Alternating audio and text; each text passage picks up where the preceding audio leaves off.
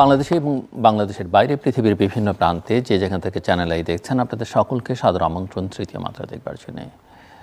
বাংলাদেশে নানা রকমের সংকট আছে, অর্থনৈতিক সংকটের মধ্যে নাই চাই, রাজনৈতিক সংকট আছে, এখানে গণতন্ত্রের সংকট আছে, নির্বাচনের সংকট আছে, ফ্রিডম অফ এক্সপ্রেশনের সংকট আছে, সংবাদ মাধ্যমের স্বাধীনতার সংকট আছে, মানবাধিকারের সংকট আছে, শ্রম অধিকারের সংকট আছে। এগুলো দেশের ভেতর থেকে বিভিন্ন সংগঠন বলেন, নাগরিক সমাজের প্রতিনিধিরা বলেন, দেশের বাইরে থেকেও অনেকে বলে থাকেন। কিন্তু এই সংকটগুলোর নানা রকমের প্রকাশ আছে, নানা মাধ্যমে নানা প্রক্রিয়ায় এগুলোর প্রকাশ আমরা দেখতে পাই। অন্যান্য প্রসঙ্গে নাইবা গেলাম, এখানে extra judicial killing, enforced disappearance, নিপীড়ন, নির্যাতন, নানা অভিযোগ আছে। সেগুলোর মধ্যে আজকে নাই যাই আইনি কাঠামোর মধ্যে, আইনের মাধ্যমে কিভাবে এগুলোর প্রকাশ ঘটে। একটা সময় আপনাদের স্মরণ থাকার কথা, আইসিটি অ্যাক্টের 57 ধারা নিয়ে প্রচুর কথাবার্তা হচ্ছে, বিভিন্ন সংবাদ মাধ্যমে লেখালেখি হয়েছে, কথাবার্তা হয়েছে, নানা রকমের প্রতিবাদ হয়েছে। সরকার একটা পর্যায়ে এসে বাধ্য হয়েই অনেকটা বলা যেতে পারে, তারা বলল যে ঠিক আছে আমরা আইনটাতে সংশোধন আনছি। সংশোধন এনে তারা ডিজিটাল সিকিউরিটি অ্যাক্ট করলেন 2018 অক্টোবরে, এবং সেটি হয়ে উঠল আরও ভয়াবহ। এবং সেই ডিজিটাল সিকিউরিটি অ্যাক্ট দেশের ভেতরে দেশের বাইরে অনেক আলোড়ন তুলল। তাতে প্রচুর ভিকটিম পাওয়া গেল, যারা এর ভুক্তভোগী, অনেকে জেল খেটেছেন, কেউ জেলের মধ্যে মারা গেছেন, এরকম ঘটনাবলী ঘটেছে। এবং এটি নিয়ে নানা রকমের গবেষণাও দেশে বিদেশে হতে থাকলো। এবং একটা পর্যায়ে সেই ডিজিটাল সিকিউরিটি অ্যাক্ট বাতিল করা হবে না, প্রয়োজন আছে, এগুলো বলার মধ্যেও কিন্তু দেশের ভেতর থেকে বাইরে থেকেও আন্তর্জাতিকভাবে নানা চাপ যখন তৈরি হতে থাকলো, সরকার সেটাকে সংশোধন করে সাইবার সিকিউরিটি অ্যাক্ট করলো। এবং সাইবার সিকিউরিটি অ্যাক্ট যে ডিজিটাল সিকিউরিটি অ্যাক্টের চাইতে কিছুটা সহনশীল, কিছুটা নমনীয় বলা হচ্ছে, কিন্তু চুলচেরা বিশ্লেষণ করলে দেখা যায় তেমন কোনো মৌলিক গুণগত পরিবর্তন তাতে লক্ষ্য করা যায় না। এবং ইন্টারেস্টিংলি ডিজিটাল সিকিউরিটি অ্যাক্ট আইনটা বাতিল হলো বটে, কিন্তু সেই আইনে যাদের বিরুদ্ধে মামলা করা হয়েছিল সেই মামলাগুলো চলমান। এটা আবার আরেকটা দিক, আইন নেই কিন্তু আইনের মামলা চলমান। মূলত আমরা ডিজিটাল সিকিউরিটি অ্যাক্ট এবং তার যারা ভুক্তভোগী তাদের নানান অভিজ্ঞতা আজকে শেয়ার করবার চেষ্টা করব। এবং আপনারা জানেন যে এই আইন নিয়ে নানা রকমের গবেষণা হচ্ছে, যেমন সেন্টার ফর গভর্নেন্স স্টাডিজ সিজিএসের একটা সর্বশেষ প্রকাশিত প্রতিবেদনের তথ্য হচ্ছে যে সর্বমোট তাদের প্রাপ্ত 1436 মামলায় অভিযুক্ত হয়েছেন 4520 জন, এর মধ্যে গ্রেপ্তার হয়েছেন 1519 জন।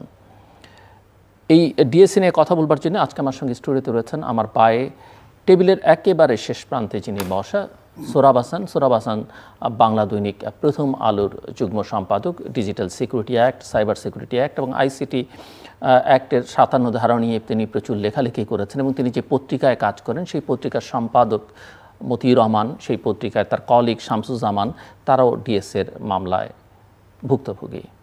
তার পাশে এবং আমার পাশে, অর্থাৎ আমাদের দুজনের মাঝখানে আছেন মোহাম্মদ আব্দুল কাইয়ুম। তিনি সাংবাদিক এবং মানবাধিকার কর্মী, একজন ডিএসএ ভিকটিম, তার বিরুদ্ধে মামলা চলমান আছে যদিও আইন নেই, এবং তিনি ময়মনসিংহ লাইভের সম্পাদক এবং মানবাধিকার সংগঠন অধিকারের সমন্বয়কারী। আমার ডানে যে মেয়েটি বসা, তার নাম আপনারা সবাই জানেন, এবং ডিএসের যে এটা কতটা কঠোর, কতটা খারাপ হতে পারে তার একটা অনন্য নজির হচ্ছে আমার ডানে যিনি বসা, তার বিরুদ্ধে মামলা, যে কারণে মামলা, এবং তারপরে ভুক্তভোগী এই তরুণী শিক্ষার্থী শিক্ষা জীবন ক্ষতিগ্রস্ত হয়েছে, এবং আপনারা জানেন যে তার জামিন হয়েছে, কিন্তু তার জামিনের আদেশ কারাগার পর্যন্ত পৌঁছাতে সময় লেগে তার পরীক্ষা কিভাবে ক্ষতিগ্রস্ত হয়েছে, এবং প্রচুর কথাবার্তা হচ্ছে দেশে বিদেশে। এটা একটা নগ্ন নজির হিসেবে চিহ্নিত। খাদিজাতুল কুবরা আমার ডান পাশে বসা, জগন্নাথ বিশ্ববিদ্যালয়ের রাষ্ট্রবিজ্ঞান বিভাগের শিক্ষার্থী, এবং তিনি অনেক দিন জেল খেটেছেন ডিজিটাল সিকিউরিটি অ্যাক্টের অধীনে মামলায়। তারপরে রয়েছেন দিদারুল ভূঁইয়া, তিনি রাষ্ট্র সংস্কার আন্দোলনের অর্থনৈতিক সমন্বয়ক। দিদারুল ভূঁইয়ার বিরুদ্ধেও ডিজিটাল সিকিউরিটি অ্যাক্টে মামলা হয়েছে, এবং সেই মামলা এখনও চলমান। বাকি অভিজ্ঞতার কথা আমরা তাদের সবার কাছেই শুনবো। আপনাদের চারজনকেই স্বাগত তৃতীয় মাত্রায়, এবং আপনাদের তিনজনের জন্য যারা ভুক্তভোগী তাদের কাছে আমি কিছু প্রশ্ন রাখতাম। আমি মূলত আসলে শুনতে চাই আপনাদের স্টোরি, অর্থাৎ আপনাদের বিরুদ্ধে কবে, কোথায়, কি কারণে মামলা হয়েছিল। আমরা জানি খাদিজার মামলা একটা থেকে তিনি অব্যাহতি পেয়েছেন, আরেকটা মামলা বাতিল হয়ে গেছে, ক্যান্সেল হয়ে গেছে, বাট এবং গ্রেপ্তার করবার পরে আপনাদের পরিবারকে কখন জানানো হলো, মামলার অভিযোগ কে করেছিলেন, কেন করেছিলেন, রিমান্ডে আপনাদের নেওয়া হয়েছিল কি না, হয়ে থাকলে সেই অভিজ্ঞতা কি, কতদিন কারাগারে ছিলেন, সেখানকার অভিজ্ঞতা, খাদিজার তো লেখাপড়া সংক্রান্ত অভিজ্ঞতা আপনি যদি বর্ণনা করেন, এবং মামলার ফলে সামাজিক, মানসিক, অর্থনৈতিকভাবে আপনারা কী ধরনের ক্ষতির সম্মুখীন হয়েছেন, মামলার বর্তমান অবস্থা কি, মামলা হওয়ার পর থেকে কাদের সহযোগিতা পেয়েছেন। খাদিজার কাছে প্রশ্ন অতিরিক্ত থাকবে যে এই মামলা থেকে মুক্তি পেয়ে আসলে আপনি কতটা মুক্ত বোধ করছেন সেটা আমি বুঝতে চাইব। আমি শুরু করতে চাই মিস্টার সোহরাব হাসান আপনাকে দিয়ে, যে আমরা জানি যে ডিজিটাল সিকিউরিটি অ্যাক্টে যারা ভুক্তভোগী তাদের মধ্যে একটা বড় অংশ হচ্ছে সাংবাদিকরা, এবং আমি আপনার পত্রিকার কথা উল্লেখ করলাম। সো এই অ্যাক্ট, এখন সাইবার সিকিউরিটি অ্যাক্ট বা তার আগের আইসিটি অ্যাক্ট 57, কি প্রমাণ করে আসলে কোন বাংলাদেশে আমরা আছি? ধন্যবাদ জিলুর ভাই। এবং এখানে ডিজিটাল নিরাপত্তা আইনের তিনজন ভুক্তভোগী, তাদের প্রতি আমার সহমর্মিতা, সংহতি, এবং আমরা আশা করি যে একসঙ্গে মানবাধিকার রক্ষায় আমরা কাজ করব, এই প্রত্যয়। বিষয়টা হচ্ছে রাষ্ট্র তো মানুষের তৈরি রাষ্ট্র, অর্থাৎ মানুষের জন্যই রাষ্ট্র। একটি নির্দিষ্ট ভূখণ্ডের মানুষ, তারা একটি সমঝোতায় এসছে বা একটা চুক্তিবদ্ধ হয়েছে যে আমরা একটা রাষ্ট্র করব, এবং রাষ্ট্রের পরিচালনার নানা অঙ্গ আছে, অন্তত প্রধান তিনটি অঙ্গ, একটি বিচার বিভাগ, নির্বাহী বিভাগ আর একটি আইন বিভাগ। এখন এই তিনটি, এবং জনগণই নির্বাচন করবে। এখন রাষ্ট্র, যে জনগণ রাষ্ট্র তৈরি করেছে, রাষ্ট্র যদি সেই জনগণকে সন্দেহ করে যে এরা আমার ক্ষতি করবে, এরা আমার শত্রু, এরা সন্দেহভাজন, তাহলে এই বিপদ হয়। অর্থাৎ রাষ্ট্র পরিচালনার যে আইনগুলো হওয়া উচিত গণবান্ধব আইন হবে, জনগণের কল্যাণে, এবং সেই জনগণের কল্যাণ যারা ব্যাহত করবে, যারা সার্বভৌমত্ব, স্বাধীনতা বা গণতান্ত্রিক মূল্যবোধ এর বিরুদ্ধে যারা অবস্থান নেবে, বিশেষ করে অন্যের অধিকার হরণ করবে, তাদের বিরুদ্ধেই কিন্তু রাষ্ট্র। কিন্তু এখানে দেখা যাচ্ছে যে রাষ্ট্র প্রায় অধিকাংশ মানুষকে সন্দেহের তালিকায় রাখে, যে কারণে এই ধরনের আইসিটি, ডিজিটাল নিরাপত্তা আইন বা পরবর্তীকালে সাইবার নিরাপত্তা আইন, এমনকি অতীতে যতগুলো আইন আছে, আপনি ধরুন যে বিশেষ ক্ষমতা আইন, বাংলাদেশ সংবিধানে কিন্তু প্রথম যে সংবিধানের যে প্রথম খসড়া বা প্রথম সংশোধনের আগ পর্যন্ত ছিল যে কোনো নিবর্তনমূলক আইন এই সংবিধানে থাকবে না, এবং ছিল না। অর্থাৎ রাষ্ট্র সন্দেহ করলেই কাউকে ধরতে পারবে না, তার বিরুদ্ধে তথ্য প্রমাণ নিয়ে। কিন্তু এখন পরবর্তীকালে সেটি বাতিল করা হয়, পরবর্তীকালে সেই নিবর্তনমূলক আইন ধারা সংযোজন করা হয়। আপনি যেটা বলছিলেন প্রথম আইসিটি অ্যাক্ট, এই আইসিটি আইন অ্যাক্ট বিএনপি আমলে হয়, তখন কিন্তু আওয়ামী লীগের সমস্ত নেতৃত্ব তারা এর বিরোধিতা করেছিলেন এবং প্রচণ্ড প্রতিবাদ করেছিলেন।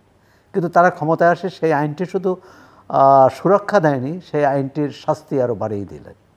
পরবর্তীকালে তো ডিজিটাল নিরাপত্তা আইন সেখানে প্রতিস্থাপিত হলো। এখন ডিজিটাল নিরাপত্তা আইনের সরকার যে দোহাই দিতে চাচ্ছে সেটা হচ্ছে যে ডিজিটাল মাধ্যমে যদি কারো অধিকার হরণ করা হয়, যদি কাউকে হেয় করা হয়, যদি কাউকে অপমান করা হয়, হেনস্থা করা হয়, তাহলে এই আইন সুরক্ষা দেবে। কিন্তু সেটি তো আমরা দেখছি না। এই যে ডিজিটাল কিন্তু বাংলাদেশ ব্যাংকের টাকা চলে গেলে, হেস্ট হলে, কিংবা নাগরিকদের তথ্য পাচার হয়ে গেলে সেই রূপ সুরক্ষা ডিজিটাল সেটা হওয়ার কথা ছিল। নাগরিকের বা রাষ্ট্রের নিরাপত্তার ক্ষেত্রে যদি কোনো মানে কোনো ঘটনা ঘটে নিরাপত্তার প্রতি ক্ষতিকর, তার বিরুদ্ধে এই আইন প্রয়োগ করার কথা, কিন্তু আইন সাধারণ নিরীহ নাগরিকদের। আর শুধু এটি যে মানে যে কোনো, এটা মনে হয় যে একটা খেলনার মতো, যে কারোর বিরুদ্ধে একটা আইন করা যায় এবং আইন করা মানে মামলা করা যায়। মামলা করা মানে হচ্ছে তাকে প্রথমে 14 শিখের ভিতরে ঢোকানো, তারপর সে তাকে প্রমাণ করতে হবে যে সে নির্দোষ। কি ভয়াবহ কথা! আপনি কোনো তথ্য প্রমাণ রাখলেন না, তারপর এটি তদন্ত করবেন কি? আচ্ছা, আর ডিজিটাল মাধ্যমে যদি অপরাধ সংগঠিত হয় তাহলে তো তদন্তেরও প্রয়োজন না, কারণ ডিজিটাল মাধ্যমেই আছে, সেটি আদালতে উপস্থাপন করা হবে। আদালত যদি মনে করে নির্দোষ, এর তো 3 দিনের ঘটনা। মানে অভিযোগ উত্থাপন করা হবে, অভিযোগ আদালত যাচাই করবে, কিন্তু এই অভিযোগ করা এবং অভিযোগ যাচাই করা, এই দায়িত্বটা দেওয়া হয়েছে একজন পুলিশ কর্মকর্তা, মাঠ পর্যায়ের একজন পুলিশ কর্মকর্তার উপর। এবং আমাদের পুলিশ বাহিনী বা অন্য যে কোনো বাহিনী তারা কি করে? তারা সবসময় উপরের হুকুম মেনে চলেন, যে উপরস্থ কি চান। সুতরাং এই মামলাগুলো তারা যে তাদের নিজেদের বিচার বুদ্ধি অথবা তারা যেটুক আইনগত বা পুলিশি পেশাগত যে শিক্ষা নিয়েছেন সেভাবে প্রয়োগ করতে পারেন না। এই কারণেই আমরা দেখছি যে যদি সরকারি দলের কারো বিরুদ্ধে মামলা হয় সেই মামলা চলে না, বিরোধী দলের বিরুদ্ধে কোনো মামলা হলে সেটা সচল থাকে। এইখানে আমি খাদিজার যে মামলাটি দেখুন, একজন বিশ্ববিদ্যালয়ের ছাত্রী, তিনি কি করেছেন? তিনি একটা অনলাইনে অনুষ্ঠান করেছেন। সেই অনলাইনে অতিথি কি বক্তব্য দিয়েছেন, তাহলে অতিথিকে ধরুন। এখন অতিথিকে না পেয়ে সঞ্চালককে বা সে অনুষ্ঠানের আয়োজককে ধরা, এবং তার যখন মামলাটি হয়েছে তার বয়স 18 বছরের নিচে। প্রথমত এই মামলা 18 বছরের নিচে হলে এই আইনে মামলা হতে পারে না। আর দ্বিতীয় হচ্ছে তাকে আত্মপক্ষ সমর্থনের সুযোগ দেওয়া হয়নি, তাকে প্রথমেই কারাগারে পাঠানো হয়েছে। এরকম সব ক্ষেত্রেই আমাদের প্রথম আলোর যে সাভার প্রতিনিধি, তিনি কি করেছিলেন? তিনি একটি রিপোর্ট করেছিলেন যে একজন দিনমজুর, তিনি বলেছিলেন যে আমার চাইলের স্বাধীনতা লাগবে। হ্যাঁ, তো এটা যে কেউ বলতে পারে। এটি যদি এটাকে যদি রাষ্ট্রদ্রোহিতা বলে, এটাকে যদি ডিজিটাল নিরাপত্তা আইনে অপরাধ হিসেবে চিহ্নিত করে, তাহলে কিছু বলার নাই। এবং সবচেয়ে ভয়াবহ দিক তারপরে যেটা করেছে, তাকে কিন্তু প্রথম যেমন একজনের মামলা দিল, পুলিশ মনে করলো যে সে বিপজ্জনক আসামি, তাকে আদালতে পাঠিয়ে দিল। তা নয়, তাকে 20 ঘন্টা অজ্ঞাত স্থান নিয়ে যাওয়া হয়েছে। বিভিন্ন সংস্থায় খোঁজাখুঁজি যে কোথায় নেওয়া হয়েছে। পরে 20 ঘন্টা পর তাকে জানানো হলো যে তাকে একটি সংস্থার একটি বাহিনীর তাকে নিয়ে গেছে এবং আদালতে উপস্থাপন করতে।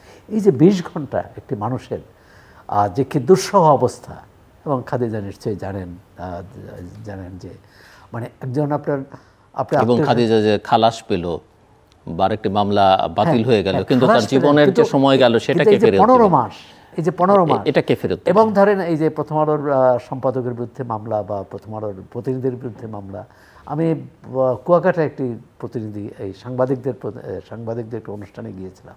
20 জন সাংবাদিক ছিলেন, 20 জন 22 জন এরকম থাকতে পারে। তাদের মধ্যে 3 জন বললেন যে তাদের বিরুদ্ধে ডিজিটাল নিরাপত্তা আইনে মামলা হয়েছে। 2 জনের মামলা চলমান ছিল নির্বাচনের আগে, এবং একজনের মামলা থেকে তিনি অব্যাহতি পেয়েছেন। তো এরকম সারা দেশের যদি চিত্র হয়, এবং আইনমন্ত্রীর তথ্য অনুযায়ী 7000 মামলা হয়েছে, এবং 7000 মামলার মধ্যে তিনিই বলেছেন 2% মামলার বিচার হয়েছে। তাহলে 98% মামলা যদি ভুয়া হয়, যে কথাটি আপনি বলছিলেন যে এই যে মামলা নেই সেই মামলার ভিত্তিতে, হ্যাঁ, মন্ত্রী বলেছেন যে যখন মামলাটি হয়েছে তখন এই মামলা ছিল, কিন্তু এই মামলার তাকে তো বিচার করার জন্য তার বিরুদ্ধে মামলা দেওয়া হয় না, তাকে হয়রানি করার জন্যে। কারণ এই মামলার বিচারে তিনি অভিযুক্ত হবেন না, তিনি খাদিজার মতোই খালাস পেয়ে যাবেন। কিন্তু এই 15 মাস, কারো 5 বছর, কারো 3 বছর, এই সময় এই আইনের যে প্রায়োগিক বৈশিষ্ট্য, যেমন ধরেন লেখক মুশতাক জামিনযোগ্য কিন্তু জামিন পাননি, কয়েকবার আবেদন করে এবং কারাগারেই মারা গেলেন। এবং এই আইনে ছিল যে 70 দিন, বোধহয় 70 দিনের মধ্যে পুলিশের রিপোর্ট দিতে হবে। 90 দিনের মধ্যে, 3 মাসের মধ্যে দিতে হবে। অধিকাংশ মামলায় কোন প্রায় সকল মামলায়, অধিকাংশ বললে ভুল হবে, তিনি 15 দিন সময় নিতে তারা দিতে পারেন নাই। এবং মামলার এই যে আমরা বলি না একটা ভয়ের আবহ, ভয়ের সংস্কৃতি তৈরি করবার জন্য এই আইনের অধীনের মামলা প্রায় অধিকাংশ মামলারই নিষ্পত্তি হয় না। মানে নিষ্পত্তি হলো তো আপনি বুঝতে পারেন যে আমি জেলে থাকলাম, এটা একটা ভয়। এবং পুরো পরিবার, মানে অভিযুক্ত সহ পুরো পরিবার, একজনের বিরুদ্ধে মামলা হলে আপনি দেখুন যে খাদিজার বিরুদ্ধে মামলা হয়েছে, তার সহপাঠীরা, তার সতীর্থরা, তারা কি ভয় আছে যে তারা একটা কথা বলতে ভয় পাবে। একজন সাংবাদিকের বিরুদ্ধে যদি এরকম মামলা হয় বা মামলা করে তো জেলে নেওয়া হয়, তখন তার সহকর্মীরা ভয় পাবে। আসছি আপনার কাছে আবার, আমি একটু আপনাদের তিনজনের কাছ থেকে আপনাদের নিজেদের স্টোরি, আমি প্রশ্নগুলো রেখেছি, যদি আবার ফাঁকে ফাঁকে দরকার হয় আমি করব, শুনতে চাই। দিদারুল ভূঁইয়া। আচ্ছা, ধন্যবাদ ভাই আপনাকে, এবং আমাকে এখানে আমন্ত্রণ করার জন্য বিশেষভাবে ধন্যবাদ। আমার মামলাটা একটা 3টা দিক আছে। মামলা করার আগে আমাকে আসলে গুম করা হয় এবং আমি 24 ঘন্টা গুম ছিলাম, আপনারা জানেন, র্যাব 3 ফ্যাসিলিটিসের মধ্যে। এবং গুম করা অবস্থায় আমার ফ্যামিলি যখন আমাদের লোকাল থানায় খোঁজ করার জন্য যায় এবং একটা আপনার ডায়েরি। লোকাল থানা কোথায়? হ্যাঁ, লোকাল থানাটা কোথায়? বাড্ডা থানা। তো তখন তারা বলে যে কোনো একটা বাহিনী গুম করছে বা নিয়ে গেছে, এই জিডি আমরা নিতে পারবো না। সো আপনি জিডিতে লিখেন যে উনি আসলে বাইরে গেছেন এবং ফিরে আসেন নাই। সো বাধ্য হয়ে আমার ফ্যামিলিকে আসলে সেভাবে এই জিডিটা করতে হয়েছে। আমার সংগঠনের নাম ছিল রাষ্ট্রচিন্তা, এখন আমরা রাষ্ট্র সংস্কার আন্দোলন, একটা পার্টি।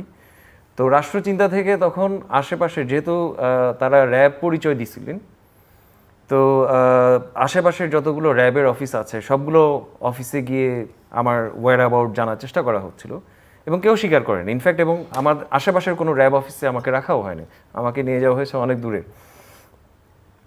আমি 24 ঘন্টা গুম ছিলাম এবং এই 24 ঘন্টার মধ্যে আমি ধরেন যে মোটামুটি 7 ঘন্টা হাতে হ্যান্ডকাফ এবং চোখে আপনার 3 লেয়ারের কাপড় দিয়ে বেঁধে আমাকে ধরেন যে, আমি একটু টাইমটা বেঁধে দিই আপনাদের, প্রত্যেকের 7-8 মিনিটের মধ্যে এই রাউন্ড। Fine, please. সো এই 7 ঘন্টার মতো আমাকে জিজ্ঞাসাবাদ করা হয় এবং মানে আমি তো মনেই করি যে আমাকে আসলে গুম করা হয়েছিল। আমাকে আসলে মানে সেই সময়টা আসলে গুম ফিরে আসতো না। এখন যেমন গুমের মানুষরা বেশিরভাগ আসলে ফিরে আসে বিভিন্ন প্রেশারের কারণে, তো আমি তো মনে করি যে আসলে আমাকে গুম করা হয়েছিল আসলে না ফেরানোর জন্যই, মেরে ফেলার জন্য, টু বি স্পেসিফিক। তো যাই হোক, এক সময় দেখা গেল যে প্রচণ্ড একটা চাপ তৈরি হলো দেশে এবং দেশের বাইরে।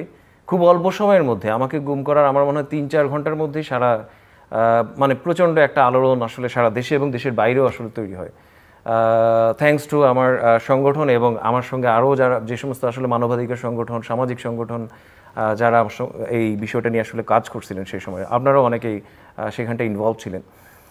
তো এরপরের দিন আমাকে আপনার রমনা থানায় দেখানো হয় এবং গ্রেফতার দেখানো হয় এরকম যে আমি 3টা পিসি, অ্যাকচুয়ালি 2টা পিসি, একটা ল্যাপটপ নিয়ে আমার বাসার সামনে একটা হসপিটালের সামনে নাকি আমি হাঁটছিলাম, সেখান থেকে আমাকে সন্দেহজনকভাবে ঘোরাফেরার কারণে আমাকে তুলে নেওয়া হয়। তো 2টা পিসি নিয়ে, যেগুলো আমার থেকে আসলে আমার অফিস থেকে তারা সিজ করলেন আর কি। আমার অফিস থেকে তো আমাকে গুম করা হয়, আমার 2টা পিসি এবং একটা ল্যাপটপ, 2টা ফোন, একটা ফোন এবং ডিভিআর সহকারে। তো যাই হোক, মামলার এরপরে আমাকে কোর্টের মাধ্যমে হাজতে জেলে পাঠায়। মামলার অভিযোগে ওনারা যেটা বলেন, এফআইআর, সেখানে বলেন যে প্রথমত ওনারা যে সংবাদ সম্মেলন করেন র্যাব থেকে, সেখানে বলা হয় হচ্ছে আমি রাষ্ট্রদ্রোহী, আমি দেশদ্রোহী, আমি রাষ্ট্রের বিরুদ্ধে এবং সরকারের বিরুদ্ধে ষড়যন্ত্রে লিপ্ত। 4টা খুব গুরুতর অভিযোগ। এফআইআরে এত গুরুত্বপূর্ণ অভিযোগ, এত বড় বড় অভিযোগ, কিন্তু এফআইআরে আমার কোনো একটা স্ক্রিনশট, কোনো একটা তথ্য প্রমাণ, কোনো কিছু ছিল না। শুধু বলা হচ্ছিল যে আমি মামলার 2 নম্বর আসামি মুশতাক আহমেদের সঙ্গে আমার কথোপকথন আছে বা সম্পর্ক আছে। কি কথোপকথন, কোথায় ষড়যন্ত্র হলো, এই ধরনের কোনো প্রমাণ, কোনো স্ক্রিনশট, কোনো কিছু ছিল না। আমি আমার 4বার আমার জামিন আবেদনকে নাকচ করে দেওয়া হয় এবং এরপরে 5মবারে আমি জামিন পাই। প্রায় 5 মাস পরে আমি আসলে জেল থেকে বের হই। জেল থেকে বের হওয়ার আমার মনে হয় মানে যে চার্জশিট দেওয়া হয় সেখানে আমার বিরুদ্ধে যে প্রমাণ দেওয়া হয়, এবার খুব একটা সুন্দর প্রমাণ দেওয়া হয়। প্রমাণটা খুব শক্ত। প্রমাণটা হচ্ছে একটা কবিতা, বলা হচ্ছে যে আমি ষড়যন্ত্র করছি। ষড়যন্ত্র তো কোনো কবিতা হইতে পারে না, কোনো পাবলিক পোস্ট তো আসলে ষড়যন্ত্রের প্রমাণ না। আচ্ছা, তো তবুও মানলাম সেই কবিতাটা যে স্ক্রিনশট দেয়া হয়, এই কবিতাটা আসলে আমি জামিনে বের হওয়ার আরো 3 মাস পরের লেখা, মানে আপনার লেখা, আমার লেখা কবিতা, অবশ্যই আমার লেখা কবিতা। এবং সেই কবিতাটা লেখা আমি জামিনে বের হওয়ার 3 মাস পরে। সো জামিনে বের হওয়ার 3 মাস পরের একটা অপরাধকে, যদি এটাকে অপরাধ বলি আমি, সেই জন্য আমার নামে আসলে 8 মাস আগে মামলা হয়েছে। এই হচ্ছে দূরদর্শী সম্পন্ন, খুবই দূরদর্শী। ওনারা বুঝতে পারছেন না যে আপনি এরকম কবিতা লিখবেন। আমি একটু কি অ্যাড করবো ভাইয়ের কথার সঙ্গে? সেটা হচ্ছে যে ভাই যেটা বলছিলেন যে রাষ্ট্র যখন আসলে জনগণকে শত্রু জ্ঞান করে, তখন সে আসলে ভয়ের, নিপীড়নের বিভিন্ন তার আসলে এরকম অস্ত্র, ডিজিটাল সিকিউরিটি তার সবচেয়ে একটা মোক্ষম একটা অস্ত্র ছিল। এর আগে যে আপনার আইসিটি এবং এর পরে যে সাইবার সিকিউরিটি অ্যাক্ট। কিন্তু আমি যে জিনিসটা অ্যাড করতে চাই সেটা হচ্ছে এই রাষ্ট্রে আসলে কোনো অস্ত্র লাগে না ভাই। যে রাষ্ট্রটা মানুষের বিপক্ষের জুলুমের রাষ্ট্র, তার কোনো, এই যে গতকালকে যে পুলিশ থেকে যে বিজ্ঞপ্তিটা দেওয়া হলো যে সাংবাদিক ভাই আপনারা সাবধান হয়ে যান, আপনারা কিন্তু পুলিশের বিপক্ষে কোনো মানে ইয়ে করবেন না, কি বলে, কোনো আপনি প্রতিবেদন দিবেন না। বেসিক্যালি কথাটা আসলে এইটাই, যে কথাটা তারা অনেক স্বনির্বন্ধ অনুরোধ বলতেছেন, সেটার আসলে মাজাজা হচ্ছে এইটা যে সাংবাদিক, এই কথার পরে আমি তো মনে করি যে অন্তত 90% সাংবাদিক আসলে 2 বার চিন্তা করবেন পুলিশের কোনো কারোর বিরুদ্ধে কোনো আসলে প্রতিবেদন করার আগে, অন্তত 2 বার চিন্তা করবেন, ইফ নট মোর। তো আমি মনে করি যে আসলে এই একটা জুলুমের রাষ্ট্রে কোনো আইন লাগে না, কিন্তু তারপরেও তারা কোনো না কোনো একটা আইন দিয়ে, আমাকে যে গুম করছিল মেরে ফেললে কি হতো, তার কোনো আইন দরকার ছিল? কোনো আইন দরকার ছিল না। সো এই যে একটা আইন, এগুলো তার আসলে বদান্যতা, এগুলো তার দেখাইতে হয় বলে দেখায়, তার আসলে কোনো কিছু লাগে না। সমস্যাটা হচ্ছে যে রাষ্ট্র কাঠামো, সমস্যাটা হচ্ছে যে সে আসলে এখান থেকে বিপুল পরিমাণ যে সম্পদ পাচার করে, মন্ত্রীদের কথা মতো বছরে 1 লক্ষ কোটি টাকা, আমার ধারণা এটা অন্তত 2 লক্ষ কোটি টাকা আসলে সে এই দেশ থেকে পাচার করে। এবং এই পাচারটাকে নির্বিঘ্ন করার জন্য ব্রিটিশদের বিভিন্ন আপনার এরকম লাঠি দরকার ছিল, লাঠিয়াল বাহিনী দরকার ছিল, পাকিস্তানিদের দরকার ছিল, এই স্বাধীন বাংলাদেশের রাষ্ট্রেরও দরকার, সরকারেরও দরকার, এবং সেই জন্য তার আসলে এই সব বন্দোবস্ত। ধন্যবাদ। মোহাম্মদ আব্দুল কাইম। ধন্যবাদ সবাইকে যারা আজকের এই অনুষ্ঠানে উপস্থিত রয়েছেন এবং যারা আমাকে দেশ এবং দেশের বাইরে থেকে দেখছেন, সবাইকে অসংখ্য ধন্যবাদ। আমি মূলত একজন ভিকটিম হিসেবেই প্রথমে নিজেকে উপস্থাপন করতে চাই। সাংবাদিক, মানবাধিকার কর্মী হচ্ছে, অহরহ হয়রানি হচ্ছে, কিন্তু আমি একজন নিজে ভিকটিম হিসেবে বলতে চাই যে আমাদের এই যে তথ্য প্রযুক্তি আইন, তারপরে আপনার ডিজিটাল নিরাপত্তা আইন, সাইবার সিকিউরিটি অ্যাক্ট, এটা আসলে আমাদের জন্য হয়রানি বললে চলবে না যে এটা হয়রানিমূলক, আমাদেরকে হয়রানি করার জন্য করা হচ্ছে। এটা মূলত হচ্ছে আমাদের লাইফটাকে ধ্বংস করে দেওয়ার জন্য এই আইনগুলো করা হচ্ছে। বাংলাদেশের নাগরিকদের মানে জনজীবন বিপর্যস্ত করার জন্য, এমনকি তাদের যে ভবিষ্যৎ জীবন কাঠামো তারা যেন না তৈরি করতে পারে, যেমন বিরোধী দল তারা মুভমেন্ট বন্ধ করে দেওয়ার জন্য তাদের উপরে বিভিন্ন ধরনের মামলা হামলা করা হয়ে থাকে, তেমনিভাবে সাংবাদিক, মানবাধিকার কর্মী বা প্রতিবাদী যারা আছেন, যারা সরকারের সমালোচনা করেন, তাদেরকে থামিয়ে দেওয়ার জন্য কিন্তু মূলত এই আইনগুলো করা হচ্ছে। এটা স্পষ্ট। আমরা যদি দেখি তথ্য প্রযুক্তি আইন থেকে, আমরা যদি দেখি, আমি যেহেতু একটা মানবাধিকার সংগঠনের সাথে সম্পৃক্ত, আমি জাস্ট একটু ইনক্লুড করবো যে আসলে আমাদের বিরুদ্ধে কীভাবে হয়রানি করা হচ্ছে, আমার বিরুদ্ধে কীভাবে হয়রানি করা হচ্ছে, আমার সাথে এটা সম্পৃক্ততা কী। অধিকারের বিরুদ্ধে কিন্তু 2006 সালের একটা তথ্য প্রযুক্তি আইনে কিন্তু মামলা হয়। দেখেন, শাপলা চত্বরের যে নিহতের ঘটনা, এই ঘটনায় যে নিহতের সংখ্যাটা, এটা কিন্তু অধিকার নিজে বলে নাই বা প্রকাশ করেন নামগুলা, এটা বড় প্রমাণ আছে। বিভিন্ন পত্রপত্রিকায় হেফাজতে ইসলামের মানে তাদের যে বিবৃতি আছে সেটা কিন্তু প্রকাশ করা হয়েছে। এমনকি আপনি প্রথম আলো বলেন, সমকাল বলেন, সবাই কিন্তু ওই সংখ্যাটাই, হেফাজতের সংখ্যাটাই কিন্তু প্রকাশ করছে। অধিকারও কিন্তু ঠিক সেম সংখ্যাটাই কিন্তু তারা বলতে চাইছে যে আমাদের কাছে একটা খসড়া লিস্ট আসছে, খসড়া লিস্ট আমাদের কাছে আসছে, এটা আমরা বলতে চাচ্ছি যে আমাদের কাছে এরকম একটা সংখ্যা আছে। কি করা হলো? তাদের বিরুদ্ধে তাদেরকে গ্রেপ্তার করা হলো, তাদেরকে জেলে পাঠানো হলো। কিন্তু বিষয়টা দেখেন, এখানে একটা বড় গুরুত্বপূর্ণ বিষয়, এই 61 জনের যে লিস্ট তারা বলছে যে এরা প্রকাশ করছে, আদৌ কিন্তু অধিকার প্রকাশ করে নাই। এটার বড় প্রমাণ হচ্ছে তথ্য মন্ত্রণালয় 2013 সালের 10 জুলাই অধিকারকে একটা চিঠি দেয়।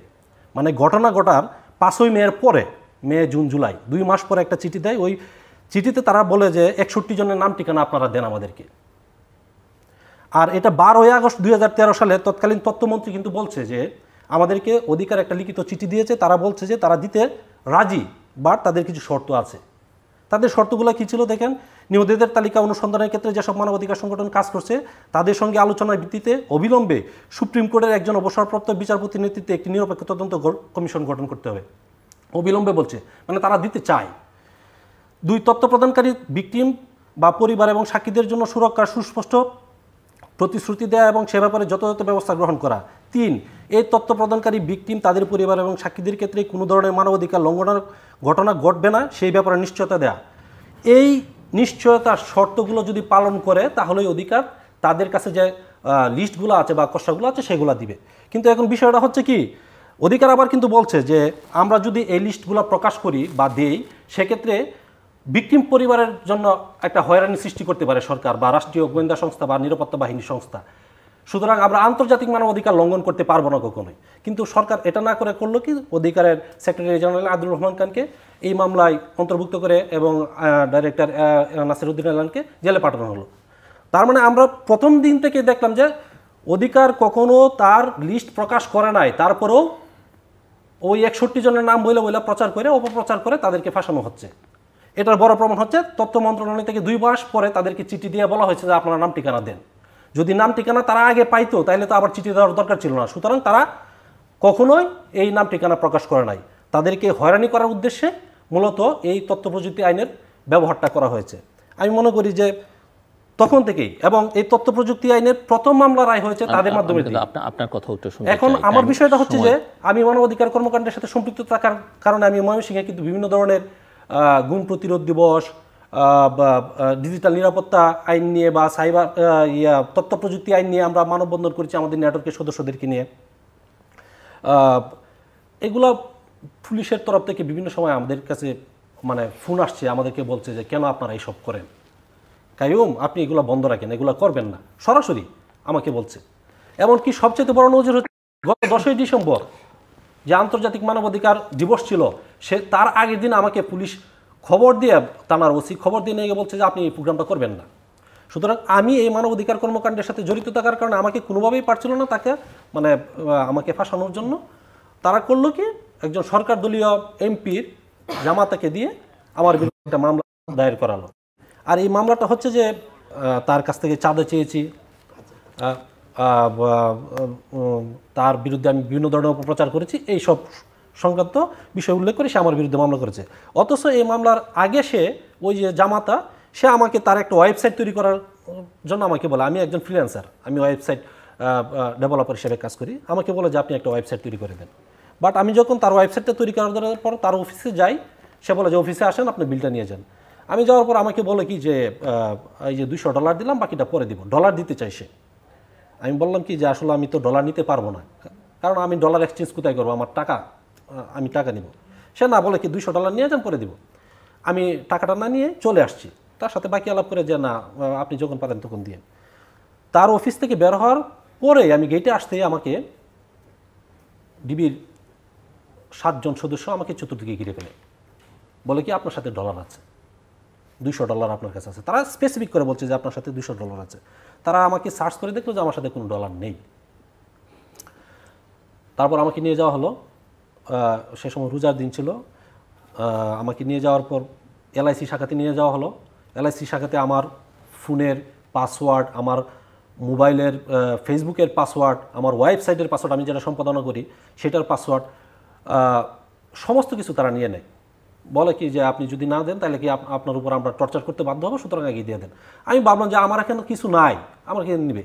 আমি স্পষ্ট দেখতে পেলাম যে আমার ওয়েবসাইট থেকে আমি যেসব মানবাধিকার সংশ্লিষ্ট পোস্ট করেছি, বিভিন্ন সময় বিভিন্ন সংগঠনের বিবৃতি, বা আমি আমার ফেসবুকে যেসব পোস্ট করেছি সেগুলো তারা ডিলিট করতেছে আমার সামনে বসে থেকে, এলআইসি শাখা থেকে ডিলিট করার পরে কিছু কিছু পোস্ট তারা রাইখে দিয়ে স্ক্রিনশট। এলআইসি মানে লোকাল, তারা ওইখানে মনিটরিং করে আর কি, ওটা ডিবির একটা শাখা। তা আমাকে তারা তাদের ডিবি অফিসে নিল, তখন এলআইসি শাখা থেকে ডিবি অফিসে নেওয়ার পরে আমাকে মোটামুটি টর্চার করেছে। সেই টর্চারের বিশাল বর্ণনা আপনারা পাবেন মানব জমিনের 26শে মেয়ের একটা এতে, দেখবেন যে আপনারা আব্দুল কাইয়ুমের নিঃশর্ত মুক্তি দাবি দ্য অবজারভেটরি একটা বিশাল আছে। তা প্রচার করার পরে আমাকে বারবার আমাকে বলতে চাচ্ছে যে আমি সরকার বিরোধী কর্মকাণ্ডে লিপ্ত, এই কথা আমার প্রকাশ করার জন্য, যে আপনি বিভিন্ন সোশ্যাল মিডিয়ায় বা ওয়েবসাইটে আপনি সরকার বিরোধী কাজ করেন, এগুলো বললে আমরা আপনাকে আপাতত হয়তো বা এখানে অ্যারেস্ট করছি, কালকে সকালে ছেড়ে দিব একটা লিখিত নিয়ে, মানে আমাকে সাদা কাগজে একটা লিখিত নিয়ে যে আর করবেন না এই মর্মে ছেড়ে দেবে। আমি বলছি যে না, আসলে তো আমি সরকার বিরোধী কোনো কাজ করি নাই, আর আমি সরকারের বিরোধী যদি আমি রাষ্ট্রের বিরুদ্ধে কথা বলতাম বা রাষ্ট্রের বিরুদ্ধে ষড়যন্ত্র করতাম তাহলে আমার বিরুদ্ধে অপরাধ হইতো। বাট সরকারের সমালোচনা করেছি, সরকারের বিরুদ্ধে যেসব প্রতিবেদন আসছে বা যেসব বিবৃতি আসছে সরকারের মানবাধিকার লঙ্ঘনের বিষয়ে, সেগুলো আমি প্রকাশ করেছি। এগুলো তো আমার অন্যায় হতে পারে না। তারপরে তারা আমাকে বিভিন্ন ধরনের টর্চার করেছে, আমার ফোন টোন তো সবই নিয়ে নিছে আগেই। নেওয়ার পর আমাকে পরের দিন তারা আদালতে হস্তান্তর করার কথা, কিন্তু আমাকে তারা হস্তান্তর করে নাই। দেখেন, একটা বড় বিষয় হচ্ছে আমাকে 11 তারিখ 11ই মে 2019 ছোট করে আনেন 11ই মে 2019 আমাকে গ্রেপ্তার করে, কিন্তু তারা মামলা আমাকে দেখাইছে যে 12ই মে 2019 10টা 35-এ। আমি ময়মনসিংহ সদরে অবস্থিত, কিন্তু মামলাটা হয়েছে যে ওই যে স্থানীয় যে আওয়ামী লীগের এমপি, মানে ত্রিশাল থানার একজন এমপি ছিলেন, ওই থানায় মামলাটা দায়ের করছে, ওই জামাতা প্রভাব বিস্তার করে। ওই মামলাটা আপনার ডিবিতে আসছে 2 ঘন্টার ব্যবধানে, ট্রান্সফার হয়ে 2 ঘন্টার ব্যবধানে আসছে। আর সাক্ষী বলছে কি যে 2টার সময় আমাকে এক জায়গা থেকে আমাকে আটক করছে, তারা দেখছে। তা আমি বলতে চাই এই মামলাটা এত দ্রুতভাবে কিভাবে কাজ করলো। দেখেন, আমাকে কিন্তু 38 ঘন্টা পরে আদালতে উপস্থাপন করা হয়েছে, আমি এতক্ষণ পর্যন্ত কিন্তু ঘুমছিলাম। তার প্রমাণ কি, নিউজ পত্রিকায় কিন্তু আপনার 11 তারিখ অ্যারেস্ট হওয়ার পরে 12 তারিখ সকালবেলায় তারা 12 তারিখে একটা নিউজ করছে, rights defenders kept detain in Mymensingh. সুতরাং আমি যে 11 তারিখ অ্যারেস্ট হয়েছি এটার প্রমাণ হচ্ছে পত্রিকা, তারা মামলায় আমাকে দেখাইছে 12 তারিখ। তাহলে আমার বিরুদ্ধে যে ষড়যন্ত্র হয়েছে এটা বড় প্রমাণ হচ্ছে এটা। অথচ ওসি কিন্তু বলছে। এখন কি অবস্থা আপনার মামলার সর্বশেষ? আমার মামলার অবস্থা হচ্ছে সর্বশেষ হাইকোর্ট ডিভিশনে এটা কোয়াশমেন্টের জন্য আবেদন করা হয়েছিল, বাট 4 সপ্তাহের মধ্যে রাষ্ট্রপক্ষকে জবাব দিতে বলা হয়েছিল, কিন্তু তারা অদ্যাবধি এটার কোনো জেল খাটছেন? হ্যাঁ, 1 মাস 21 দিন। 1 মাস 21 দিন। 1 মাস 21 দিন। আসছি আমি আপনার কাছে, খাদিজাতুল কুবরা। ধন্যবাদ ভাইয়া, স্পেশালি ধন্যবাদ চ্যানেল আইকে আমাকে কিছু বলার সুযোগ দেওয়ার জন্য। তো আমার ঘটনাটা মানে যে শুনবে আমার মনে হয় শুরুতে হাসবে, কারণ দিনটা ছিল 2022 সালের 27 আগস্ট। রাতের বেলা আমি আর আমার আপু রাত 9টা 9:30টার দিকে বাসায় আসি, একটা বার্থডে পার্টিতে গিয়েছিলাম আমরা।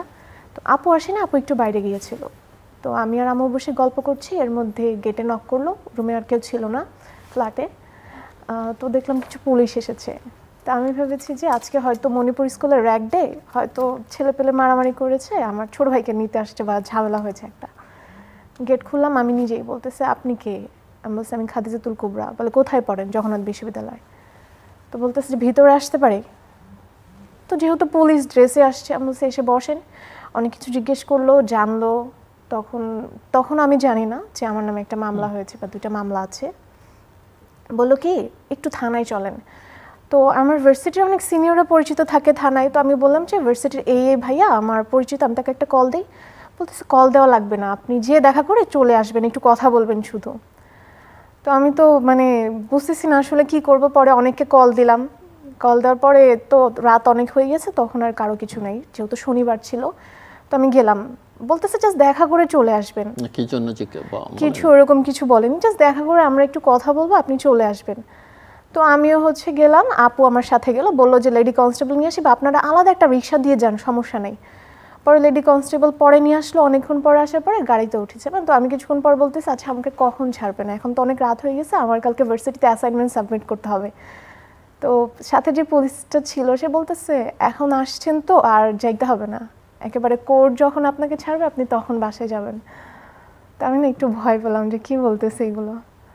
পরে ওইখানে যাওয়ার অনেকক্ষণ পরে আমি জানতে পারি যে এরকম আমি 2020 সালের অক্টোবরে, যখন 2022 সালের ঘটনা, হ্যাঁ, কিন্তু মামলা হয়েছে 2020 সালের অক্টোবরে। তো তখন আমি একটা প্রোগ্রামের হোস্ট করি, মানে অনলাইনে অনেকগুলো প্রোগ্রামের হোস্ট করেছি আমি, দেশের বাইরে 6 জন সাংবাদিক নিয়ে করেছি, ঢাকা ইউনিভার্সিটি একজনকে নিয়ে করেছি, আমাদের ভার্সিটির বিভিন্ন লিগের লোকজনকে নিয়ে বা বিভিন্ন দল যারা করে তাদেরকে নিয়ে করেছি। এটা আমার লাস্ট প্রোগ্রাম ছিল মেজর দেলওয়ারের সাথে।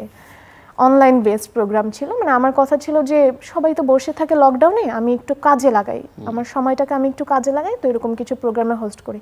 তো তখন আমি আসলে বুঝতেছি না যে আমার মানে এত বড় ক্রিমিনাল হয়ে গেছি বা এরকম দুইটা মামলায় এত বড় কিছু। তো থানায় যাওয়ার পরে তো আর তখন কিছু করার নেই, আমাকে বলতেছে যে ফোনটা দিয়ে দেন বাসায়। তো এর মধ্যে তো সবাই আসতেছে, কান্নাকাটি, কাউকে আমি জানাইতেও পারতেছি না। রাত 2:30 বাজে প্যানিক অ্যাটাক হলো, হসপিটালে অ্যাডমিট হলাম। আর সেখান থেকেও নিয়ে আসলো, আবার থানাতে নিয়ে আসলো, বাসার মানুষজন গেল থানা। পরে সকালবেলা আম্মু আসছে জামা কাপড় নিয়ে, মানে একজন বলছিল যে ওর জন্য জামা কাপড় নিয়ে এসেন। তো আমি আমাকে বলতেছি এগুলো কি আনছো, এগুলো কেন আনছো তুমি? মানে আম্মু কান্না করতেছে, কারণ তারা হয়তো বুঝতে পারছে এরকম কিছু একটা, কিন্তু না, বাবা দেশের বাইরে। আমরা ফ্যামিলিতে আমরা 3 ভাই বোন আর মাই 4 জন ঢাকায়। তো পরবর্তী জামা কাপড় নিয়ে আসছে, আম্মু আমি তো যাচ্ছি না, তুমি এগুলো কেন নিয়ে এসেছো? কান্না করতেছে। তো হয়তো তারা বুঝতে পারছে বা কি আমি জানি না। পরবর্তীতে আমাকে বললো যে প্রিজন ভ্যানে যাবেন নাকি সিএনজিতে বা আলাদা করে আপনারা যাবেন। কিন্তু আগের রাতে আমাকে বলা হয়েছিল কি যে তারা হচ্ছে আলাদা করে আমাকে নিয়ে যাবে তাদের নিজেদের গাড়িতে, তাদের নিজের দায়িত্বে। তো এই জিনিসটা তারা করে নাই। এখন শেষ সময় বলতেছে যে আপনারা যাবেন না, কি করবেন প্রিজন ভ্যানে? প্রিজন ভ্যানও চলে গেছে। আমার কথা হচ্ছে আমি প্রিজন ভ্যানে উঠবো না, আমি ক্রিমিনাল না। পরবর্তীতে আমার বাসা থেকে সিএনজিতে করে ওইখানে গেলাম। যাওয়ার পরে পুলিশ আসে? হ্যাঁ, পুলিশ পাশে ছিল, আম্মু ছিল, লেডি কনস্টেবল ছিল আর পুলিশ ছিল। তো পরবর্তীতে যে দেখলাম ভার্সিটির প্রায় 40-50 জন মানুষ আমার আগে পিছনে।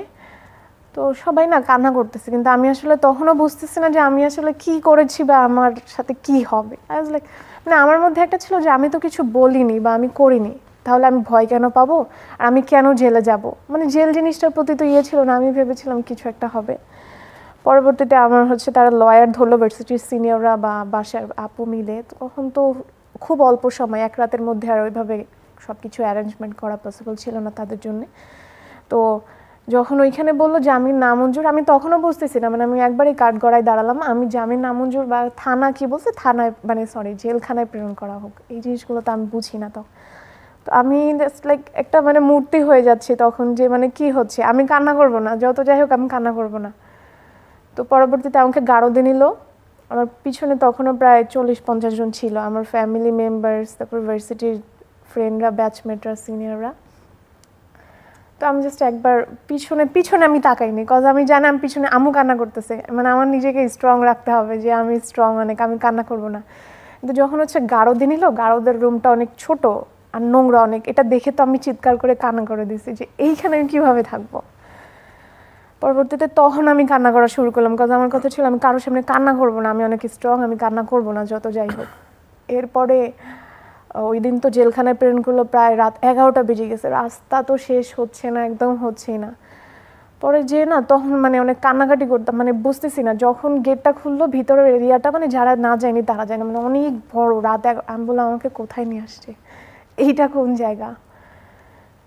পরের দিন আপু গেলো দেখা করতে, আমি কান্নাকাটি করতেছি, মানে বাসার সবাই এখনো বুঝতেছে না যে আসলে ব্যাপারটা কি। 2 বছর হয়ে গেল একটা মামলা, ফ্যামিলির কেউ জানে না, আমি জানি না, কাউকে কোনো চিঠি পাঠানো হয়নি, কিছুই না, জাস্ট আসলো ধরে নিয়ে চলে গেল, মানে সবাই স্টাকড যে কি হলো আসলে। পরদিন আপু গেলো দেখা করতে, তারপরে ফোন করলাম বাসায়, তারপরে বললো একটু টাইম লাগবে, এই সপ্তাহ ওই সপ্তাহ। তো এরকম করতে করতে 6 মাস, ফেব্রুয়ারি 16 তারিখ, মানে আমার হচ্ছে যখন ধরে তার পরপরই হাইকোর্ট বন্ধ হয়ে যায়। তো জজ কোর্ট থেকে কয়েকবার আপিল করার পরে জজ কোর্ট থেকে নামঞ্জুর করে হাইকোর্টে গেল। মেবি ফেব্রুয়ারি 16 বা 17 তারিখ আমার জামিন হয়। জামিন হওয়ার পরে না আপুকে ফোন দিয়েছি আমি ওই দিনই, 1 সপ্তাহে 1 দিন কল করা যায় জেল থেকে, 10 টাকা দিয়ে একটা নাম্বারে 10 মিনিট। তো আপু বললো কি জামিন হয়ে গেছে। আমি তো মনে হয় তখন 6 মাস চলে, ফেব্রুয়ারি, মানে এত খুশি, আমি কি বলবো, খুব খুশি আমি। কিন্তু বলতেছে যে কাগজ আসতে সময় লাগবে একটু বেশি, মানে আমাকে বারবার ঘুরাচ্ছে। পরের সপ্তাহে ফোন দিয়েছে, আপু কতক্ষণ, 7 দিন তো বেশি লাগে না, 7 দিন বা 10 দিন। তো তখন আমার 14 দিনের জন্য স্টে হয়, সেটা আমাকে তখনও জানায়নি। আমি বলতেছে এতদিন কেন, বলতেছে একটু সময় লাগবে, একটু সময় লাগবে। তো আমি তো আসলে প্রসিডিওরগুলো জানি না, বলতেছে একটু সময় লাগবে, বলছে একটু সময়টা আবার কি।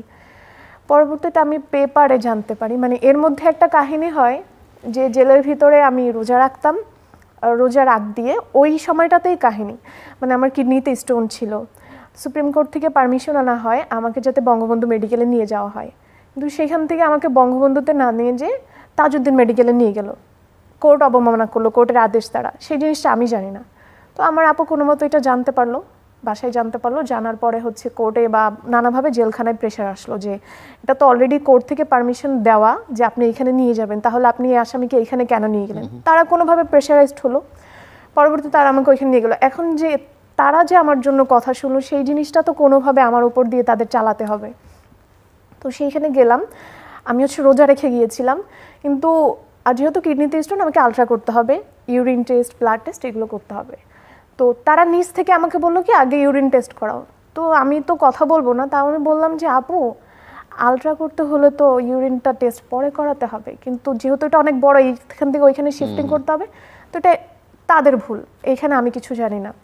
পরবর্তী আলট্রা করতে যেহেতু আর আমার ইউরিনের কোনো চাপ নেই, প্রেশার নেই, কী করবা তুমি তো রোজা। আমি বলছি রোজা, আমার ট্রিটমেন্ট আগে।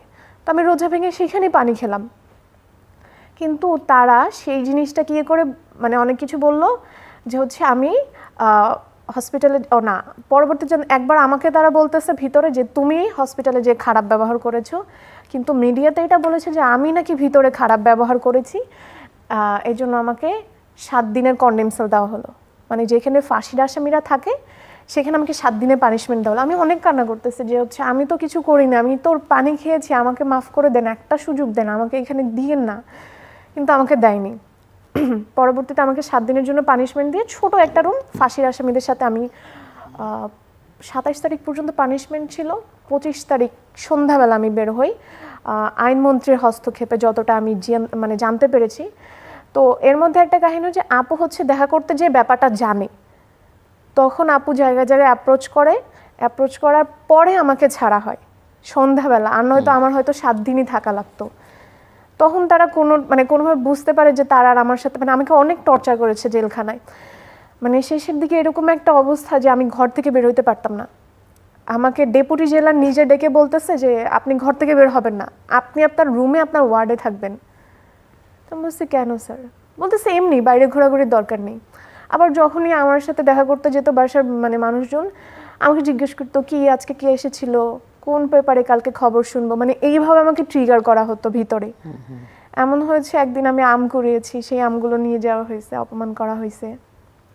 সো টোটাল আপনি জেল খাটলেন কত? 1.5 বছর? 15 মাস। হ্যাঁ, 15 তো মাস। ওইখানে আসি যে 14 দিনের জন্য আমার স্টে করা হলো।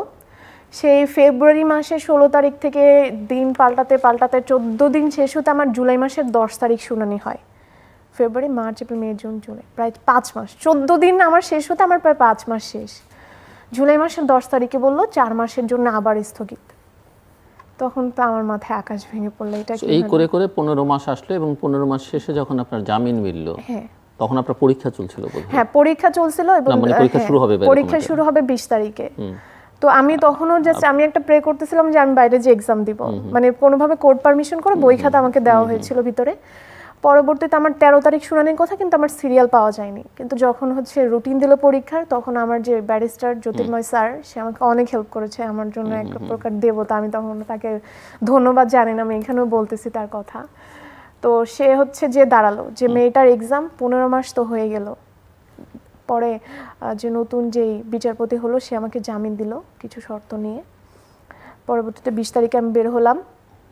তো এই যে মাঝখানে জানিটা না, মাঝখানে তো ইয়েও হলো আপনার, মানে জামিনের আদেশ পৌঁছানোর সময়। হ্যাঁ, পৌঁছানোর সময়টা মানে সন্ধ্যাবেলায় পৌঁছেছিল, কিন্তু তারা আমাকে বের করেনি। পরের দিন সকালে আমাকে তারা বের করে। তো এই যে প্রসিডিউরটা, এর মধ্যে না আমি মানে মাঝে মাঝে মানে অনেক তিক্ত হয়ে যেতাম যে আমি কি এমন করেছি। আমার তো একটা ভিডিও আছে, মানে আমি বাসায় বলতাম, আমি নেক্সট টাইম যখন আমি কোর্টে যাব আমি বলবো যে আপনারা আমার ভিডিও দেখেন, আমি যতটুকু অপরাধ করেছি আমাকে তার উপর বেসিস করে এ করে দেন, আমাকে তার উপরে পানিশমেন্ট দেন, মানে এরকম একটা স্টোরি তো অনেক বড় আসলে, এগুলো এত স্বল্প সময়, কিন্তু ইন্টারেস্টিং বিষয় আছে। হ্যাঁ, বাট 2 মিনিটের মধ্যে শেষ করতে হবে, এবং এটাই আপনার ফাইনাল রাউন্ড। সো আমার হাতে খুব বেশি সময় নেই। আমার বিরুদ্ধে যে চার্জশিটটা দিয়েছে, এটা খুব একটা মজার বিষয়। চার্জশিটে উল্লেখ করছে ফরেনসিক রিপোর্টে আমার বিরুদ্ধে কোথাও কোনো বিষয় নাই, পাওয়া যায় নাই। উল্লেখ আছে যে আব্দুল কাইমের বিরুদ্ধে ওই আমার যে জব্দকৃত রয়েছে সেগুলা করে কিছু পাওয়া যায় নাই। ফরেনসিক রিপোর্টে স্পষ্ট লেখা আছে যে আমার ফোন ব্যবহার করে ফরেনসিক রিপোর্টে কিছু পাওয়া যায় নাই। একটা নাম্বার পাওয়া গেছে, আমি যে আইডিটার কথা বলা হয়েছে ওই আইডিটা হচ্ছে একটা নাম্বারের এগেনস্টে করা, কিন্তু পুলিশ কখনো ওই নাম্বারটা কার এটা জানতে চায় নাই, হ্যাঁ, বা উদ্ধার করে নাই। এটা আমার বিরুদ্ধে একটা তারা মিথ্যা একটা ফেক আইডি তৈরি করে আমার বিরুদ্ধে এটা অপপ্রচার করেছিল। সুতরাং ফরেন্সিক রিপোর্টে একটা ফাইনালেই দিছে যে তার বিরুদ্ধে কখনো সে কোথাও পোস্ট করছে, কাউকে ফোন দিয়ে হুমকি দিয়েছে, এরকম কোনো কিছু পাওয়া যায় নাই। তদন্তকারী কর্মকর্তা তার প্রতিবেদনে লেখছে তার বিরুদ্ধে যেহেতু কিছু পাওয়া যায় নাই, সুতরাং তার বিরুদ্ধে ডিজিটাল নিরাপত্তা আইনের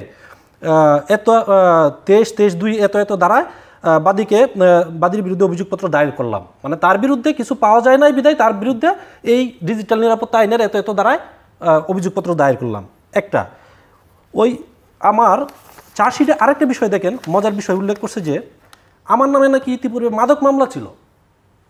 মানে আমাকে কিভাবে আরও ভিক্টিমাইজ করা যায়, যে আব্দুল কাইমের PCR যাচাই করে তার বিরুদ্ধে ঈশ্বরগঞ্জ থানায় আরেকটা মামলা দেখা যাচ্ছে যে 2017 সালে সেটা মাদক মামলা ছিল, বাট ওই মামলা আমার না। আমি পরবর্তী সময় ওই মামলার নাম্বার দিয়ে আমি আদালত থেকে তুলে দেখলাম যে এই মামলার আমি না।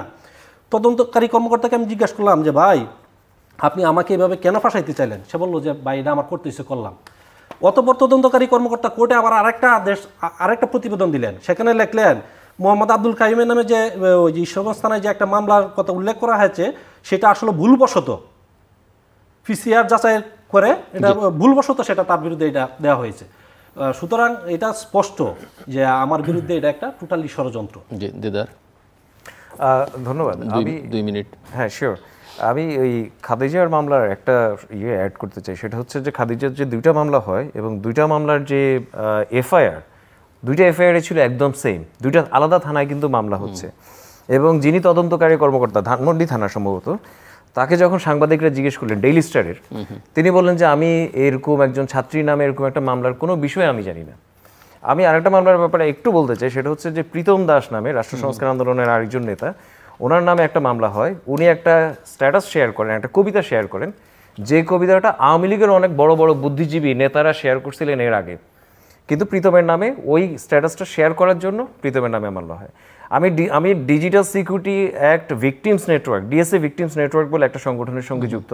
এর পাশাপাশি আমাদের 4টা সুনির্দিষ্ট দাবি আছে। আমরা বলছি যে এই ধরনের যতগুলো মামলা আছে, এই মনে করেন যে ICT act, digital security, cyber security, যত ধরনের নিবর্তনমূলক আইন আছে, এগুলোতে যত মামলা আছে এগুলোকে অবশ্যই বাতিল করতে হবে। সব ভিকটিমদেরকে অবিলম্বে আসলে নিঃশর্ত মুক্তি দিতে হবে, ক্ষতিপূরণ দিতে হবে, যেটা খুবই গুরুত্বপূর্ণ। এই যে খাদিজার 15টা মাস চলে গেল, তার আসলে রেমেডিটা কি? তার জীবনে যে ক্ষতিটা হলো সেটার আসলে ক্ষতিপূরণটা তো রাষ্ট্রের দেওয়া উচিত অবশ্যই, যদি এটা মিথ্যা মামলা হয়। যেহেতু সে খালাস পাইছে, অবশ্যই তার এই রেমেডি পাওয়া উচিত। আমরা বলছি যে যারা মিথ্যা মামলা করবে, এই যে ভাইয়ের নামে যে মামলার কথা আসছে, যে তদন্তকারী কর্মকর্তা তার কথার যে শিফট করছে, তার বিরুদ্ধে কি পাল্টা মামলা করা উচিত না? সো আমরা বলছি যারা মিথ্যা মামলা করবে তাদের নামে অবশ্যই পাল্টা মামলার একটা প্রভিশন অবশ্যই থাকতে হবে। এবং সর্বোপরি একটা রাষ্ট্র, একটা সরকার চাইলেই যে কোনো রকমের আইন করে ফেলতে পারে, এটা তো একটা গণতান্ত্রিক রাষ্ট্র হইতে পারে না। একটা রাষ্ট্র যদি আসলে একটা ওরকম যদি একটা সিরিয়াস যদি একটা বিষয় থাকে, সেখানে যদি তারা একটা সিরিয়াস আইন করতে হয়, সেখানে অবশ্যই একটা জনমতের একটা প্রভিশন অবশ্যই থাকা উচিত। এখন আমাদের সরকারেরই যেহেতু কোনো জনমত নাই, আইনের জনমত আসবে কোত্থেকে? আজ থ্যাংক ইউ। খাদিজা, যদি সর্বোপরি হচ্ছে এই কেসটা নিয়ে কথা বলা হয়, মানে DSA নিয়ে যতটা দেখেছি, বা এই যে আমি যে দোষী না, এই জিনিসটা প্রমাণ করতে আমার 15 মাস লেগে গেছে। তাহলে একটা মানুষের জীবন থেকে 15 মাস শেষ, তার মানসিক অবস্থা, তার পড়াশোনা, তার ফ্যামিলি, তার আর্থিক অবস্থা, মানে অ্যাটলিস্ট এই জিনিসগুলো না একটু মানবতার দিক থেকে একটু যাচাই করা উচিত, বা একটা মানুষকে সুযোগ দেওয়া উচিত। যেমন আমাকে হচ্ছে রিমান্ডে নেওয়া হয়নি। আমি যখন বলতাম যে আমি হয়তো অনেক বড় আসামি, তাহলে আমাকে রিমান্ডে কেন নেওয়া হলো না, আমার ফোন কেন নিল না? মানে আমি বাসায় খুব এইগুলো নিয়ে অনেক আপসেট হয়ে যেতাম, আমি অনেক ঝগড়া করতাম যে আমি যে বলে দিব হ্যাঁ আমি দোষী, আমার একটা তো ভিডিও ক্লিপ আছে, সেটার উপর আমাকে জাজমেন্ট করেন, সেটার উপর জাজমেন্ট করে আমার যা করার করেন, আমার তো আর মানে সার্চ করার কিছু নেই। একটা জিনিস সামনে আছে, এভিডেন্ট পুরো, খুঁজতে হবে না, আমার ব্যাকগ্রাউন্ড কি সেটাও খুঁজতে হবে না, আমি কতটুকু করেছি সেটার উপর জাজমেন্ট করেন। সামান্য কথা আমি জাস্ট প্রোগ্রামে হোস্ট ছিলাম, আমি পুরো ভিডিও ক্লিপটা এখনও যদি দেখা হয়, আমি একটা গভর্নমেন্টের বিরুদ্ধে কোনো কথা বলিনি। ইভেন যত প্রিসক্রাইবড আমার 7টা নর্মাল কোয়েশ্চেন ছিল যে আপনি কি মনে করেন, আপনি কি রাজনীতিতে আসতে চান, বিরোধী দল নিয়ে কি বলতে চান, ছাত্রদের উদ্দেশ্যে কি বলতে চান, এইটা যদি আমার অপরাধ হয়ে থাকে তাহলে আমি অনেক বড় অপরাধী, যার জন্য আমার 15 মাস আমার জীবন থেকে শেষ। অথচ যারা এত কিছু করলো, যারা এই প্রোগ্রাম অ্যারেঞ্জ করলো, কারো কোনো নাম নাই কেন? আমি যখন খেপে যেতাম তখন বলতাম অ্যারেঞ্জার মানে কমিটি কোথায়, যারা এটা অ্যারেঞ্জ করছে তাদের নাম নাই কেন? আমি কেন 1 নাম্বার আসে হবে? আমি তো কোনো কথা বলিনি, তাহলে আমি কেন হব? বাকিদের নিয়ে আসুক, আমি কেন 1 নাম্বার আসামি হব? তো যাই হোক, 15 মাস জেল খাটার পরে জানুয়ারির 29 তারিখ যেহেতু একই ধারা দিয়ে একই কারণে মামলা হলো, একটা মামলা বাতিল হয়ে গেল, যেটা পরবর্তীতে হলো সেই মামলাটা, আর ফেব্রুয়ারি 29 তারিখে পুরো মামলাটাই আমার শেষ করা হলো। তো এখন মানুষজন আমাকে প্রশ্ন করে 15 মাস কেন গেল? আমার আসলে এর জন্য কোনো উত্তর নাই, কারণ আমি কিছুটা ভীত। আমি এখন ফেসবুকে পোস্ট শেয়ার করি না, কোনো কিছুই দেই না, কজ মানে আমি অনেক কিছু সাফার করেছি। যারা এই ডিজিটাল মামলার যারা ভিকটিম আছে, মনে হয় সবচেয়ে বেশি আমি সাফার করেছি। মার্ডার মামলায় হয়তো মানুষজন এতদিন জেল খাটে না, আমি যতদিন খেটেছি। তো একটাই দাবি আমার বা একটাই চাওয়া, যেটা হচ্ছে আমরা যে গণতান্ত্রিক রাষ্ট্র নিজেদেরকে বলি, রাষ্ট্রবিজ্ঞানের একজন ছাত্রী হিসেবে আমাদের যে মত প্রকাশের স্বাধীনতা, যেটা সংবিধান কর্তৃক আমাদের দেওয়া হয়েছে, সেই পার্টটা বাদ দিয়ে ডিএসএ থাকুক।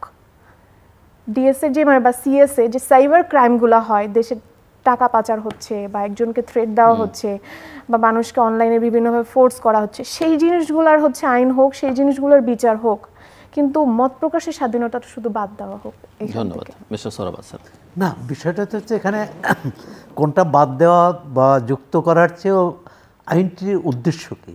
আইনটির উদ্দেশ্য কি অপরাধ নির্মূল করা, অপরাধ নিয়ন্ত্রণ করা, না নাগরিকদের ভয় পাইয়ে দেওয়া? আপনারা এই 3 জন যে ভুক্তভোগী যে কথা বললেন, সেখানে দেখুন আইনে যাই থাকুক, যারা প্রয়োগ করেছে তারা ভুক্তভোগীদের কিভাবে হেনস্থা করেছে বেআইনিভাবে। আইনে কারো জেল হতে পারে, তাই না? ডিজিটাল নিরাপত্তা আইনে বা এই পরবর্তীকালে সাইবার নিরাপত্তা আইনে কে কোন অপরাধ করলে তাদের আইনের চোখে একটা বিচারের শাস্তির বিধান আছে।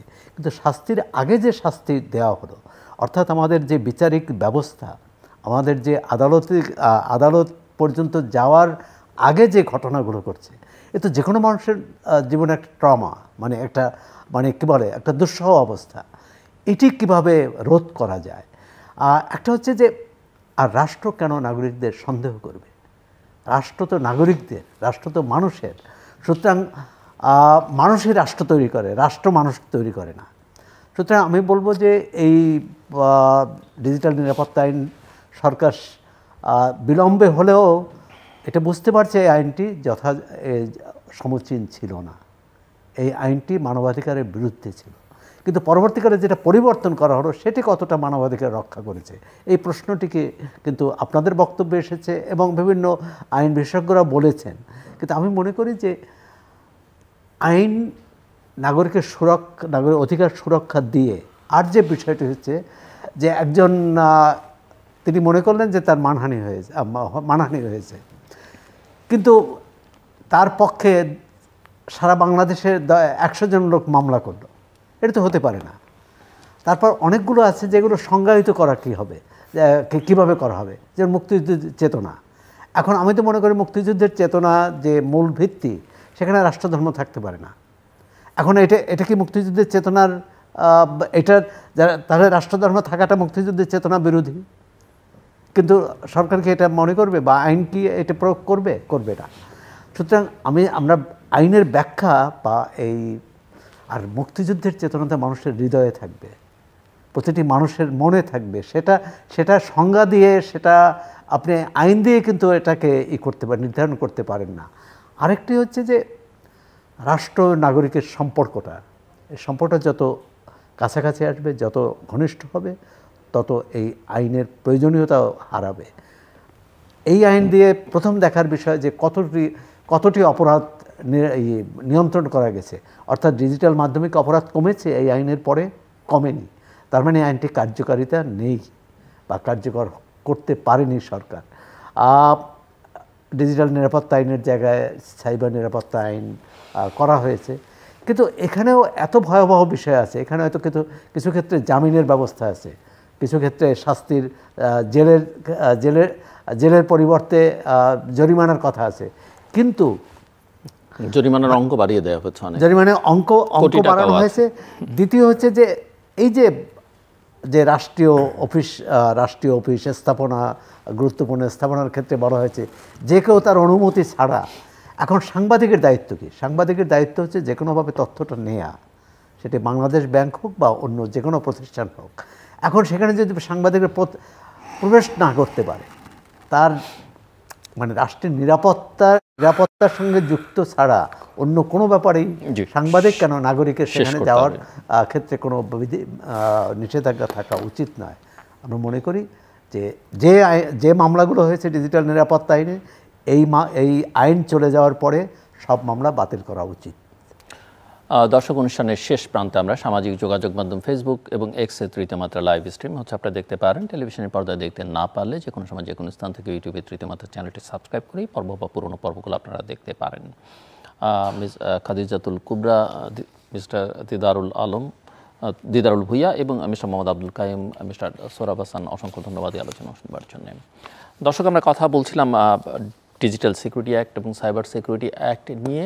এই অ্যাক্ট কি, কেন, এই অ্যাক্টের ফলাফল কি, সেটা আমার অতিথিদের আলোচনার পরে যদি কেউ বুঝে না থাকেন তাহলে বলতে হবে যে তিনি আসলে বুঝতে চান না। এটা স্পষ্ট এই আইন কেন করা হয়েছে, এই আইনে কোন প্রক্রিয়ার মধ্যে আইন ব্যবহার করা হয়েছে এবং কেন ব্যবহার করা হয়েছে। এই আইনের প্রয়োগ বা কারো কারো ভাষা অপপ্রয়োগ কোনোটাই গণতান্ত্রিক ধ্যান ধারণার সঙ্গে সঙ্গতিপূর্ণ নয়। অনেকে বলছেন যে হ্যাঁ, একটা ডিজিটাল সোসাইটি আমরা করতে চাই, বা কারো কারো ভাষায় একটা ডিজিটাল দেশ। এখানে সাইবার সিকিউরিটি বা ডিজিটাল সিকিউরিটির জন্য এক ধরনের আইন থাকা দরকার, যেটা রাষ্ট্রের নানা সুরক্ষা দেবে, তথ্যের সুরক্ষা দিবে। এই যে দেশের টাকা বাইরে চলে যাচ্ছে, দেশের তথ্য বাইরে চলে যাচ্ছে, সেই সব জায়গায় সুরক্ষা দেবে। কিন্তু সেটা যদি মানুষের অধিকার হরণের কাজে ব্যবহৃত হয়, সেটা যদি মানুষের বাক স্বাধীনতা হরণ করবার কাজে ব্যবহৃত হয়, গণমাধ্যমের স্বাধীনতাকে সেটা যদি খর্ব করে, তাহলে এই আইন আসলে একটা কালো আইন বা গণতন্ত্র হরণকারী আইন হিসেবেই চিহ্নিত হবে। এবং আইনটি তুলে নেওয়া হয়েছে, নতুন আইন হয়েছে, সেই আইন নিয়ে আমরা আলোচনা করতে পারি। কিন্তু যে আইনটি বাতিল করা হয়েছে সেই আইনের মামলাগুলো চলমান, এবং মামলার ধরন ধারণ কি, মামলায় কিভাবে যাদের বিরুদ্ধে মামলা করা হয়, কারা করেন, কেন করেন, এবং তার ভুক্তভোগীরা কী ধরনের সাফারিংসের মধ্য দিয়ে যান, শুধু তারাই নন, তাদের পরিবার স্বজনরা, সেটাও মোটামুটিভাবে স্পষ্ট। কাজেই পরিষ্কার দাবি, যেটা আলোচনায় টেবিলে উচ্চারিত হয়েছে, আরও বিভিন্ন সংগঠন, বিভিন্ন মহল থেকে বিভিন্ন সময় উচ্চারিত হয়েছে, যে এই ডিজিটাল সিকিউরিটি অ্যাক্টের উপরে একটা তদন্ত হওয়া দরকার। কারা মামলা করেছেন, কেন মামলা করেছেন, এই যে নানা ধরনের তদন্ত প্রতিবেদন দেখলাম আমরা, সেই সব তদন্ত প্রতিবেদন কেন তৈরি করা হয়েছে, এর একটা তদন্ত হওয়া দরকার। সমস্ত মামলাগুলো শেষ করে দেওয়া দরকার, বাতিল করা দরকার, ভুক্তভোগীদের ক্ষতিপূরণ দেওয়া দরকার। এই যে খাদিজার যে 15 মাস, শুধু 15 মাসের যে ট্রমা, সেই ক্ষতিপূরণ প্রত্যেকের জন্য দেওয়া দরকার। এবং যারা এগুলো করেছেন, এই অপরাধ কর্মের সঙ্গে যুক্ত হয়েছেন, তাদের আসলে শাস্তির আওতায় আনা দরকার। এগুলো দাবি। এবং সবচেয়ে বড় কথা, রাষ্ট্রকে যারা জনগণের বিরুদ্ধে দাঁড় করিয়ে দিচ্ছেন, তাদের খুঁজে বের করা দরকার। দর্শক, আমাদের সঙ্গে থাকবার জন্য অসংখ্য ধন্যবাদ। আপনাদের সবার জন্য শুভকামনা।